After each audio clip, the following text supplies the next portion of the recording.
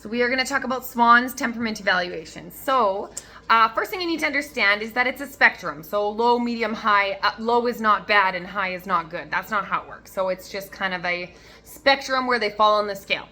So the first thing you notice is I put the puppy into the temperament testing area, and what I'm observing is how do they take to their new surroundings? It's a new room, it's new obstacles that they haven't seen before, and do they take it with stride? Is their tail tucked? Is their tail high?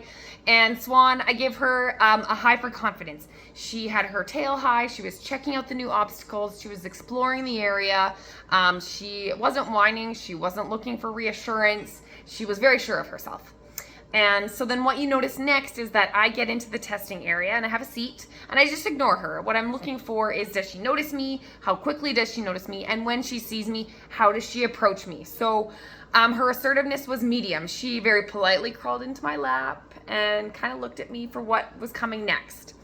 As opposed to a high assertive dog would be right up in your face, giving you licks and kisses, and a low assertive dog may need like some coaxing to come over, or might army crawl, or may not even come over. Motivation level, the workability, the dog's innate drive to want to work and please their humans. So she scored a medium. Often she was happy to try what I asked, try new things. When I called her over, she would come, and then other times she got distracted easily and she went and did her own thing. So right in the middle. I think training is going to be an easy thing with her. I think she'll be pretty easy going about it and be wanting to please her people. Nerve resiliency, nerve strength, and resiliency. What we're looking for is their ability to manage stress. So she was not nervous at all. She was not shaking. There was no yawning or scratching, and those are all signs of stress or nerve strength. And she was very easygoing about it all. She's very calm. So she got a high for nerve strength. So chances are she's going to handle new situations pretty well. Touch tolerance. When I did our puppy massage, our 10-step handling, and from what I know on a normal day-to-day life with her, she was kind of middle of the road medium. She was very tolerant of it. And what we're looking for with touch tolerance is not that they enjoy it, but how tolerant are they of it. So for example, when a kid comes up and, pulls their tail because they're handling the dog inappropriately, how does the dog respond to it? She was kind of middle of the road. She was nonchalant. She wasn't necessarily melting into it, but she didn't try to squirm and get away. So she was right in the middle. Energy level, medium. So she was, keep us trying to jump out of the pen. Energy level, yeah. So she kind of kept up with our pace the whole time, but she did kind of take little sit breaks here. And the energy was just kind of a medium go with the flow. What you'll notice with a low energy dog is they take a lot of sit breaks, or they lay down, or they're just really not interested in participating often. And a high energy dog kind of runs the whole time. So middle of the road. And usually these dogs enjoy some physical exercise, mental stimulation, and that often tires them out. Sound and sight sensitivity. So what we're looking for here is not that whether or not they noticed the sound or the sight. So for the sound, I have a little shaker, and I notice whether they startle, and then what I'm looking for is their recovery. So she got a medium. She noticed, but it didn't bother her at all. She recovered right away, carried on. And then same with sight. So I popped up the umbrella and see if she startles, and does she recover, or does she come and explore it? And she did. Whereas a dog with that are highly sensitive to it, that just stresses them out and it's too much for them to handle. That was not the case. Prey drive. How intensely do they want to chase the toys? And what that can translate into is a household with young kids. How badly is that puppy going to want to chase the kids that are running through the house? Because that can be a lot to deal with a high prey drive dog and young kids in the house. So she was medium, which is often the prey drive is also what makes puppies fun when it comes to toys and fetch and tug. A puppy that has a low prey drive often has no interest in toys. So that can also be a trick.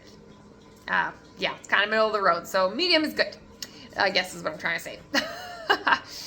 Medium prey drive, they often want to play with their toys, but it's not so intense that it's hard to handle.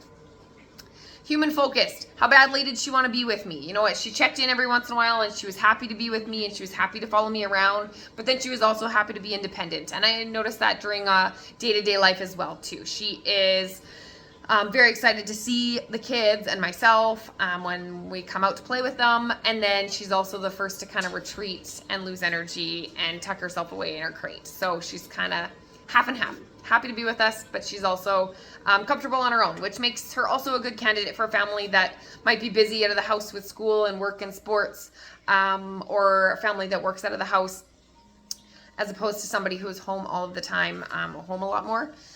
So she would handle that situation probably better than some other puppies.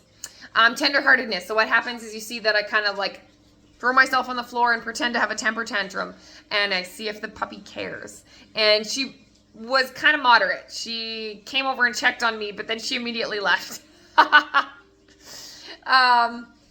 So I do think that she has a soft soul in there, but she may not stay lingering on the couch as long as a highly tender-hearted puppy on those days where you're having a bad day, and the dogs that really notice and kind of like soak into your feelings, she may not be that puppy. She will do well in a household that has a lot of feelings, whether it's kids with big feelings or a house that someone struggles with a lot of anxiety. She would be a very good candidate for that household. A puppy that is highly tender-hearted, it can be a struggle if there are people in the home that struggle with anxiety, because that puppy will also take on that emotions, and then you end up with a puppy that has anxiety. So a moderately tender-hearted puppy can be a great thing, a great candidate for someone with anxiety or depression, because chances are if you're having a bad day, they're gonna kind of kickstart you and be like, "Okay, I'm sorry you're sad, but we're gonna go for a walk." Excuse me. Dog friendliness. She was neutral. She didn't seem to really notice that the other dog, the stuffed dog, was there.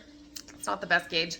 Neither here nor there. So she will do just fine in a house that either has dogs or doesn't, or that sees frequent dogs. Whereas if somebody is looking for a playmate for a dog, you may be, depending on your dog's personality, whether or not you're looking for maybe a more assertive playmate. Whereas if you already have an assertive dog in your home, a neutral dog-friendly playmate may be a good fit. So I hope that helps. If you have any questions, let me know.